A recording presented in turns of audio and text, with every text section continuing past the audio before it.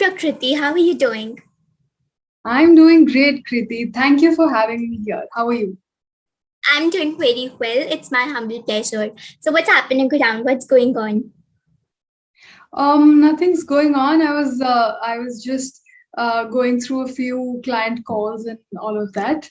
But yeah, I'm excited to be here, and I'm excited. I'm looking forward to what's going to come on. Amazing. Absolutely great. So, let me begin with a short introduction of you. Prakriti Madan is a marketing expert. She helps businesses and creators in making an impact online. She is a full time social media manager turned freelance marketer. She has worked with social media influencers and brands to help them grow their presence online with engaging content and successful marketing strategies. Now, she helps businesses and creators make impact online to gather loyal community, leads, and sales using her experience and strategies. Reach out to her for services like social media management, Facebook ads, and sales funnel. Book a free discovery call as well with her now. I will drop all the related details in the description below. A warm welcome to you, Prakriti, on Journey Teachers. Thank you so much, Kriti. It was such a beautifully placed, well written introduction. I'm not sure if I'm that worthy, but yes, thank you so much. You are absolutely that worthy. Okay, so thank you so much. Let's begin with the very first question. How can businesses establish their presence well online and make an impact through engaging content and everything? So, a lot of times businesses think that being online means just having a social media account and that's it. You just don't have to be there. You have to be there, as in you have to be engaged, you have to put out content, and you have to be everywhere else. You get my point. So what I'm trying to say is that being just on Instagram or just on Facebook does not make sense. You have to actually be on every platform. You just don't have to be present. You have to be engaging, you have to put out value, you have to be active, you have to respond to comments, you have to make sure that you answer all the pain points. So your audience always has pain points, they have questions, they have problems, and if you're solving that, that's how you're actually being there. You're being present online. You have to basically provide value to your audience. They have pain points, they have problems. When you solve those problems, you give them answers to their questions. That is when you're providing value. When you provide value, you establish trust, which is the most important thing for anyone to come to you and buy your product or service, right? So how do you make impact? Number one, by engaging, by providing value, by establishing. When you provide value, you establish trust, you solve a problem, right? And then you can put in strategies that work, and then you can try to sell, right? So that's how you actually make impact, by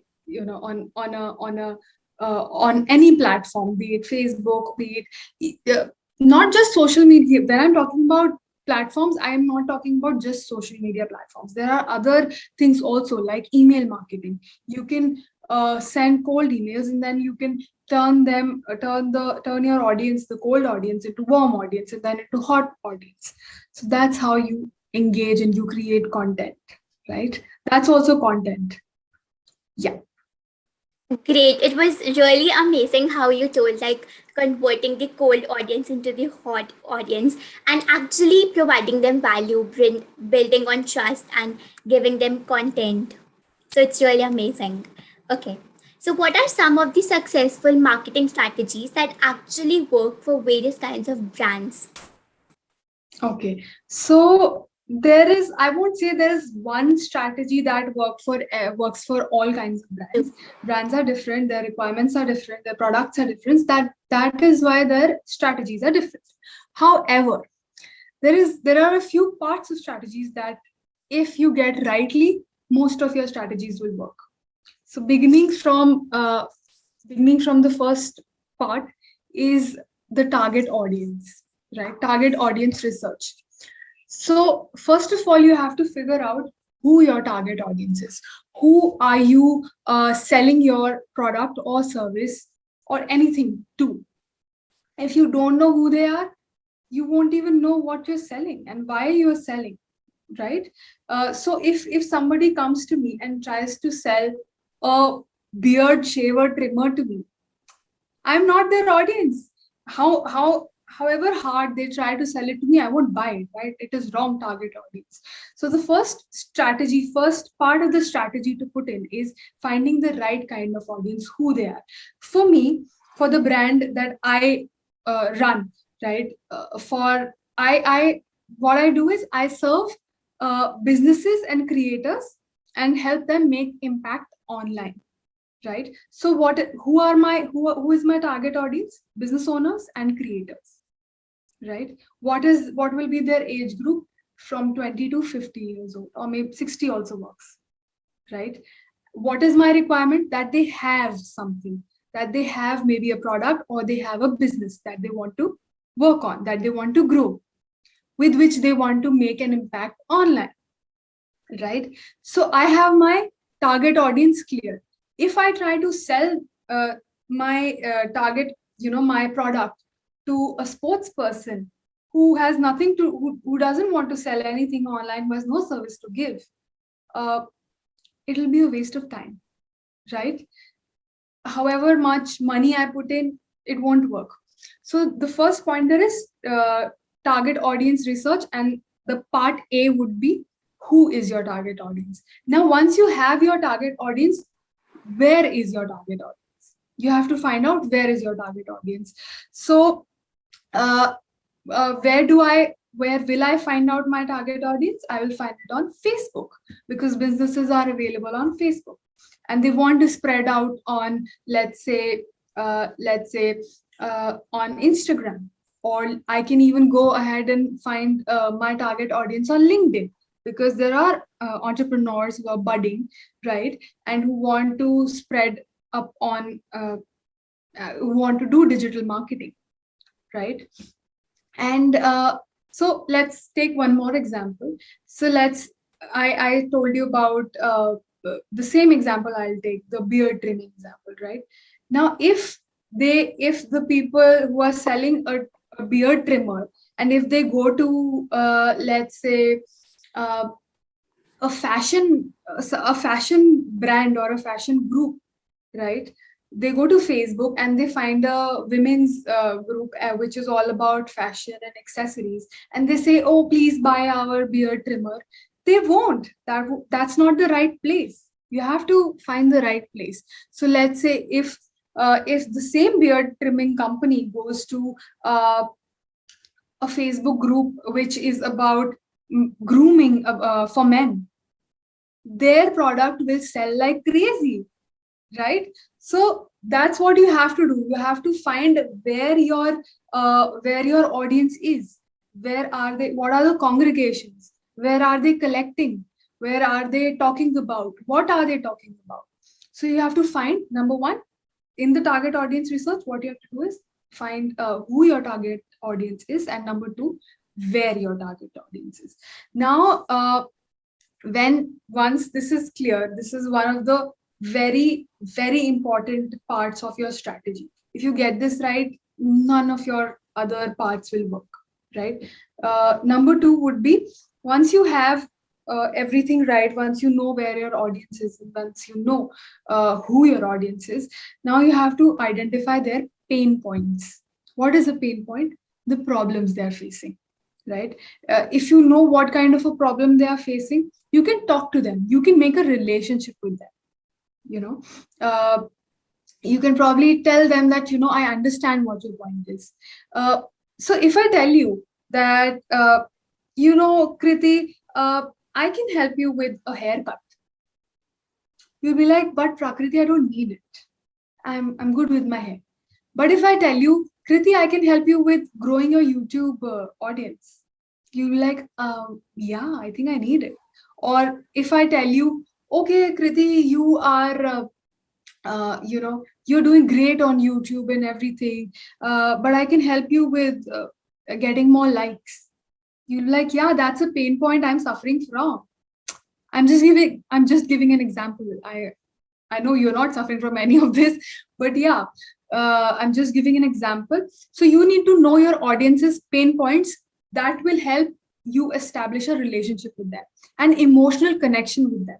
Because just remember, audience or your consumer never buys the product; they buy an emotion, right?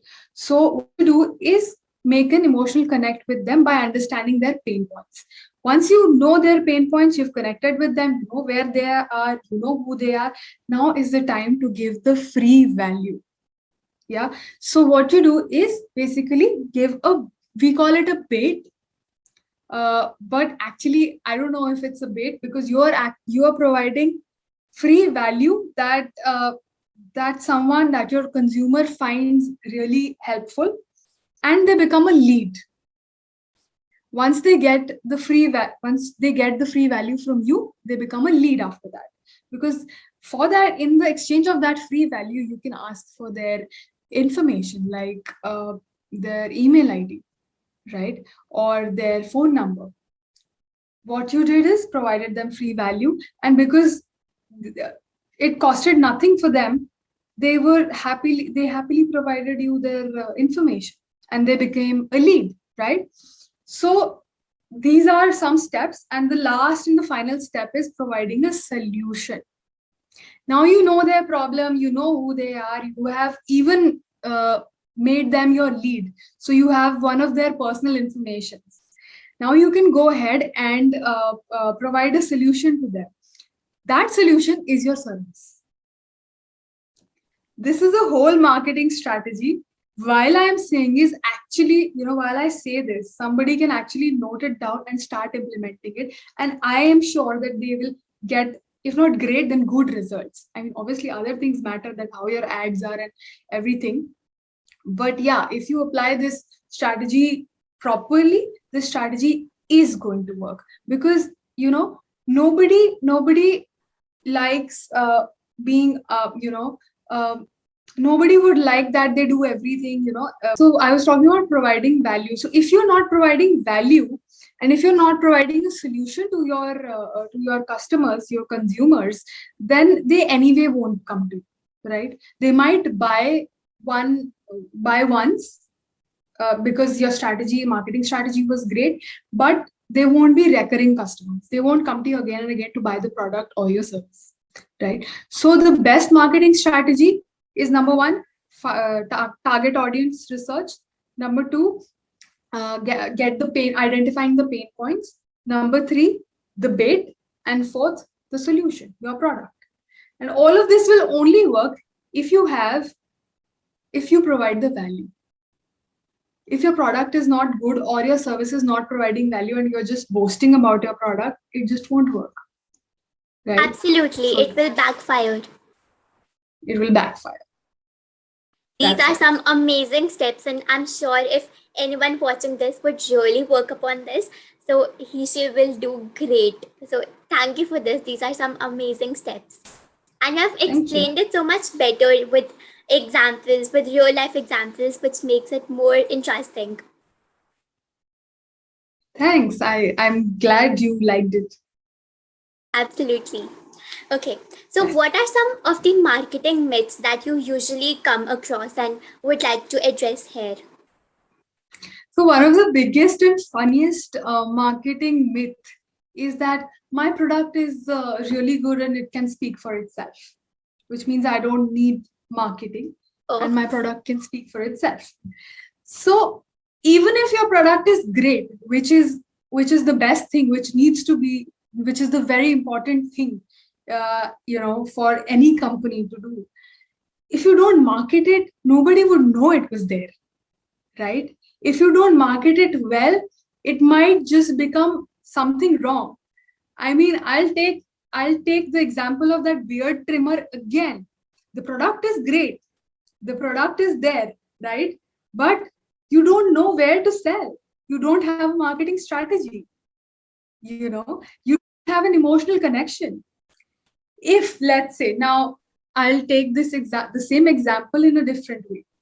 Now, like I told you, that a beard trimming company came to me and said, do you want this product? I'll say, no, I'm a female. I don't have a beard.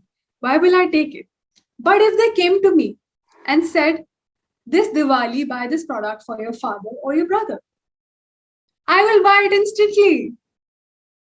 Right? This is the marketing strategy. Where did they find their audience? Their audience was now. So now what happened is their audience changed. Their target audience changed, and their way of connecting to me emotionally changed. I was not getting connected earlier because I don't have a beard. Why will I use a trimmer? But when they said it's Diwali, you can gift something to your brother or your father, that was like, yeah, I anyway need gifts this time, right? So that's how marketing works. It helps you form a relationship between the consumer and sales and the product. So everything that's between the product and the consumer is marketing. So that's one of the myths that I come across, which I don't know why in the 21st century still people are thinking about that my product will do everything. Number two is that marketing is just posting a picture on social media and you're done. I'm sorry, guys. If you think like this, I'm sorry. It's not like that. I'm sure even Kriti, even you market yourself, right? You don't just post one picture. It's everything. You make videos, you edit them, you make questions, you take interviews. It is so much of task. It's not just one thing. And then you go ahead and then market yourself on social media saying that watch this interview, it is about this, and this is this, and you then provide value to your audience, right? So it's not about posting a picture and putting it up anywhere. So marketing, this is the biggest myth, that marketing is just going on social media and putting up a picture of your product and you're done. No, it's not that. You have to actually make a connection with your audience. You have to tell them why is it important for them. You have to answer questions that your audience has. Whatever you're questioning me are whatever questions you are throwing on me are actually questions that your audience has for a social media manager, which you are answering. So what you're doing here is providing value. Ultimately, one day, if you have a course of yourself and you say, okay, I have this webinar and it costs this much, people will come to you because they have seen that how much value you have provided to them. So marketing is not coming up on internet and saying hi and everything. No, it is about a lot of other things. So that's the second. And third myth is I hope it was true, but it isn't true. I wish it was true, but it isn't. And that is that marketing gets you results instantly. Sadly, no. No marketing technique promises to get you results instantly. Obviously, strategies help. Your product helps. There are a lot of factors, but there is nothing we as marketers never promise our clients that you will get this amount of result and all of that. So these are the three top myths that I've come across a lot of time and again. I'm so fascinated that you are covering so much wonderful aspects of the marketing myths that are so common among people. And literally, you have decoded my whole journey from YouTube to social media to everything. Okay, I hope you liked it. I loved it. Thank you so much. Yes. Okay, so moving on to the next question. How can a brand actually engage into community building that generates leads and sales accordingly? Okay. So, community building. So there are two parts of any brand engaging into community building or trying to generate leads and sales. So number one is, or let's say first, before these 2 points, let's talk about one thing, that is by serving. The answer to your question is by serving or providing value. If you're providing value, if I'm not sure, but yeah, No, I'm sure rather that everyone who will watch this or who is watching this will be like, why is she talking so much about value? Because guys, that is it. If you don't provide value, your product, your service is gone. So even if you're trying to build a community, you're trying to gather leads or sales, you have to provide value. That's basic. That's basic. Other strategies stop everything else, right? So by serving or by providing value. But how will you do that? Number one, by having a niche. Now, why? How do you have a niche? Again, but when do you decide that okay, this is the niche I'll work on, or this is something I'll choose? So number one, what is a niche? Niche is a subject that you choose, an area that you choose, and then you deep dive into it. You don't go around it. Sometimes you might, but that is a subject that you want to serve, that you want to teach, that you want to help people with, that you want to gather leads and sales with. Okay, or that you want to create content in one topic, one subject, or maybe two subjects, nothing more than that. Yeah. So what you do is, number one is having a niche. How do you have a niche? You decide with number one with target audience research. Once you know what your target audience is, once you know where they are, you will know how to provide value to them. You will know what to serve, right? So that's the number one point.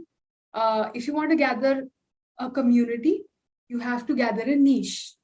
You want to decide what are your people, where are they, and what are their pain points, what are their problems, how will you serve that, right? And the second point, which will help you gather leads and sales, is pitch.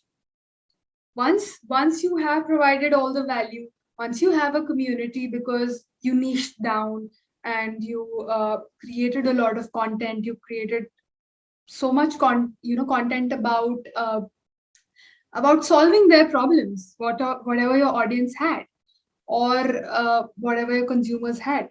Now is your time to pitch, right? Now is your time to tell them that okay, these are I have solved. You have basically gathered a trust once you have provided value. Now is your time to tell me, okay, I can do more for you, but it will cost. Or I can do more for you, and in exchange, I would require this. If not everyone does it for money, a lot of, I mean, mostly they do. Even I do it. I mean, everybody does, yeah. But there are some people who just want leads. So leads are mostly got gathered with free value. So if you provide free value to someone, they it is easier to make them leads. And once they are your lead, then you can go ahead and make pitch them more, provide more value to them, and probably gather sales. That's that. Absolutely. Building trust is the first part of it, and it can be done with providing free value to them. So it's really And amazing. yeah, and it's after you have a community, it's not that easy to have a community and stay with it. You have to be consistent with it. You have to be consistent with providing value. You have to be consistent with pitching. You have to be consistent with niching down, right? And now another thing would be that once you're consistent, you have to be approachable because you're building a community. If you're someone who is not approachable, or who everyone thinks that I can't speak with this person, I can't ask for help, or maybe I can't talk to this person, then nobody will buy your product, or nobody would want to stay in your community. Yeah. And uh, some of the tips that can help you actually build the community is obviously staying consistent, being approachable, taking criticism. There are a lot of people who will criticize you, but you have to take the criticism. I'm not saying taking bullish behavior. Don't take that. I'm only asking you to take criticism. If you take criticism well, if you work upon it, if your product is not that great or it has glitches and someone has something to say about it, take that, make changes, and provide an upgraded product. Yeah. So that is like taking active criticism, providing actionable solutions. These are the kind of things that will just help you build your community faster. Yeah, these things absolutely work well, and it can lead to really royal community building, and that actually generates leads and give you sales accordingly. That's right. Okay. So how Facebook ads effectively work in the marketing, and how should one go about it? Okay. So let me give you an example again. I really like to talk with examples. So, you remember that time when there were no cell phones and maybe relatives came at your home or neighbors came up, and we had this phone directory, which was actually a diary, and our parents used to write their name, write the person's name, whoever had come, and their phone number and where they had come from, so that whenever they, whenever they wanted to talk, they could dial on the landline and all of that. So that was a phone directory. Similarly, Facebook is a directory in itself. Okay, so Facebook is, let's say, a global directory, right? Facebook has a lot of valuable data, right? Data. So, like what we had is, we had the name of the person, we had the phone number, and maybe their location. Facebook has our name, phone number, location, interests, demographics, I mean, gender, where we are from, everything, where we were last night. Because people like to tag in that, okay, I was at this restaurant, right? So it has a lot of data, and it has immense global data. If you know that there are 2.79 billion people, 2.79 users, active users on Facebook. So it has so much of data that what happens is, it has data, it has demographics, it has personal interests. Then with all of that, Facebook identifies our purchasing behavior. If not purchasing, then other kinds of behavior. With all of this data, basically, what Facebook does is, it identifies our behaviors. How do we act? How do we behave? Do we click on an ad? What kind of ads do we click on? Right now, with all of that data, uh, with Facebook marketing, what we do is go to that data, identify through that who all is going to buy our product, who are the right people, who are the people who have already engaged with that kind of content, or who have already purchased those kinds of products, and then we can go ahead and uh, market our products. And when we do such a research and such a niche down, such a targeted marketing, we get great results. That's why Facebook is important. Uh, because Facebook, what it does is, actually, it has a lot of users, right? So it has a lot of data. But Facebook focuses on not the amount of people, but the right kind of people. The right kind of people. So I won't go on Facebook and click on everything. Okay, Facebook, I want all 2.79 billion people to see my ad. No, I will go to the group. Let's say if I am a dancer, I will go to all the dancing groups, and if I want to, maybe promote my dancing classes, I will go to the, I will go to, I will click on the interests.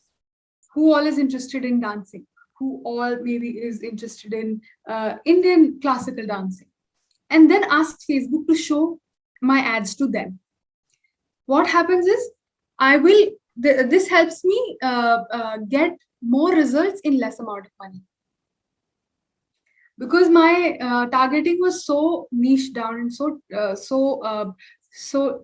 up to the mark, that my ads did not travel here and there, and it did not come back it did not go to someone who was interested in sports. It only went to people who were interested in dance. So even if they did not convert, they actually saw. They, from a cold audience, which is somebody who does not know me, they became a warm audience, which means they now know me.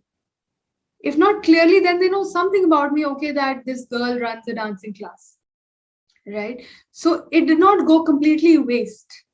It did help me. That is what happens. That's why Facebook marketing is necessary, and that's how Facebook marketing works. And why is Facebook marketing going so strong? Because Facebook is really adaptable. When we had only the computers, the PCs, the whole machine, Facebook was there in our machine. Then after the mobile came, we can use Facebook on mobiles. Then when the apps thing came, applications came, we have an application for Facebook. Even Facebook has acquired Instagram and WhatsApp, which are the trending applications right now. So Facebook is so adaptable that whenever I want to think of the most trending ways or the most recent ways I want to advertise on or advertise with, use in my marketing strategies, Facebook is just always there. You see, so that's how Facebook ads work, and that's why Facebook ads are actually necessary. And Facebook ads are one of the most cost-effective ways actually to market. Yeah, that's absolutely true. And that was such a strong, elaborated answer, like how the system of Facebook ads really work, and the how the ads reach out to the right kind of people that exactly know you or get an idea of yourself, and how the system of artificial intelligence actually works and everything. So thank you for that. Okay. So many people often hesitate to enter into the marketing field because there isn't any guarantee or the result of how many sales and what kinds of results will be generated. So, what do you have to say about this? I think I put it rightly in the myths question that we as marketers cannot guarantee a fixed return on investment, right? We cannot give someone or our client a number that if you put in X amount of money, you will get Y amount of returns. No, we cannot do that. So that's actually true, and that's a point where people do hesitate, because they're putting in money, and when you put in money, your hard earned money, you definitely want some kind of returns, because you don't want to like throw your money in thin air, right? So definitely we can't guarantee a return on investment, but why can't we not guarantee that? Because ROI or sales are actually based on a lot of factors. uh, it can be that your product maybe is not that great, or maybe the audience, the target is not clear, or maybe that your product is great but the time is not right. There are a lot of factors that are out of our control. That's why which actually fluctuate the return, the sales that happens, or if it happens or not. But what we can do is do the right kind of research. We can do the right kind of research, and we can put in according to that kind of research, and researching the marketing trends. After studying the marketing trends and what kind of sales they have got, we can put in right kind of strategies that can help maximize your sales. As marketers, we can or marketing strategists can help you get right kind of align a path for your product that will help you reach right kind of audience, and probably maximize your result, right? Second thing we can do is test. What we do is take a product. We first test the water. We first check out how is the audience responding to the product. We first just taken some data, and we just put it on test that, okay, if I go to this kind of audience, how will they react? Is if I put my product this way in front of the consumers, how will they react? And then after we have done, sorry, after we are done testing, then we take out the best performing strategy, and that's how we can maximize your sales. But definitely, yes, we cannot give you a number, but that does not mean that you do not do marketing, because frankly, if you don't do marketing, I don't think there's any point of selling a product. Because see, if you give a product to the salesperson, he can go ahead and sell it to X number of people, Y number, N number of people, right? But if there's a marketer in between, they can tell the salesperson where to go, who to sell, and what story to make. If not story, then I mean, I don't mean a fictional story, but what emotional connect to make that will help us make sure that this product is sold, right? Or help us maximize the sales. So that's why you need marketing, because a salesman can, or if you just want to sell, you can show the product, you can tell its features, and you can ask someone to buy it. But when you market the product, you have to find the right kind of market. You have to build a relationship between the product and the consumer. You have to, marketing can actually help you get new clients, and you can convert your cold audience to warm audience to hot audience. And then you can have them as your permanent recurring buyers. Retainer clients, you can have retainer clients. So that's what marketing does for you.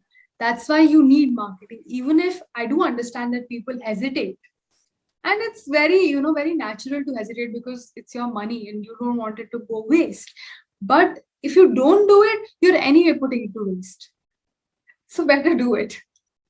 That's absolutely great. I think the last line was the absolute and great conclusion to this question. Like, if you are hesitating, that's natural. But if you want to do it, just do it and take that kind of risk, and it will give you results slowly and steadily. Okay. So, what are some secret essentials of being a social media manager, as you have been doing this for almost 2 years now?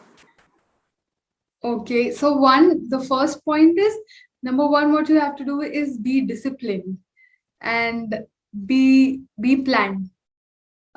This thing I have learned with time. I did not know it when I began. So when you're a social media manager or marketer, uh, what you have to be, you have to know what's happening on social media, right? And you have to post consistently. You have to be there consistently. You have to show up consistently, right? And you have to engage with your audience. So to do that, it is a full-time job actually. You can't do it like, okay, I am available on Instagram or Facebook or LinkedIn or Pinterest for just 1 hour and I'm done. No, that's not possible. You have to be there. You have to do so many things. You have to put on stories. You have to respond to comments. You have to make sure your content is engaging. So for all of that, what I learned is that if you're disciplined, if you have time allocated, if you have it pre-planned, like schedule your content, like pre-shoot your content, pre-shoot for like 10 days, write the captions, and then put it on scheduling. That makes your life so much easier. And that is my advice to all the budding influencers or creators, or brands who are planning to go on internet and go on social media. All you have to do is basically go ahead, plan your content, shoot it, write the captions, research the hashtags, and bam, schedule it. So that you are not on your feet every day to, oh my God, I have to shoot this content and I have to post. That will make you inconsistent, because there will be days when you won't be able to do that. Maybe you're stuck in traffic, or maybe you're stuck somewhere else, right? So that's one thing. And the second thing is that you have to be on your feet, because social media, I mean, be on your feet as in be on your feet with the trends that are there on social media. The to So what do you have? Sorry. So to be on social media is, or to be present there on social media, does not mean that you have to just post once. You have to be consistent. You have to be there on everyone's mind. That's how they will remember you. If you post just once and then ghost, no posting and ghosting is allowed. If you post once and ghost, people won't follow you. You won't be able to build a community anyways, right? So, excuse me. So you have to be very on your feet and be very, quick with everything. You have to know the recent trends. You have to keep up with your trends. You have to be uh, on stories every day. If not every day, then at least consistently, so that people know you're there, right? So yeah, these are the two things. One is discipline and planning, and second is being on your feet. That's what I've learned. Absolutely, being consistent really matters, and it has a lot to do with engaging and actually building a community on social media. Okay, That's right. yeah. So, you want to talk more about the services you provide and everything related to it? Yeah, so okay. Now that I have to talk about myself, so I have been doing social media management for more than 2 years now. I've done it for influencers with more than 500K followers, and I think now they have around 900K followers. I've been, I mean, I've been doing it for influencers. I've done it for brands. I've done social media management for brands. And now I have also dived into proper digital marketing, which is Facebook ads and sales funnels, right? So now I have dived into digital marketing with Facebook ads and sales funnels, and I have had some good results and great results with those also. So to say the least, if you are someone who's a creator, if you're a business who wants to make an impact online, or if you're someone who is stuck anywhere in your business, or if you're someone who wants to launch a product, come to me. I can help you with social media management. I can help you with sales funnels. I can help you with Facebook ads, sales funnels, and social media management.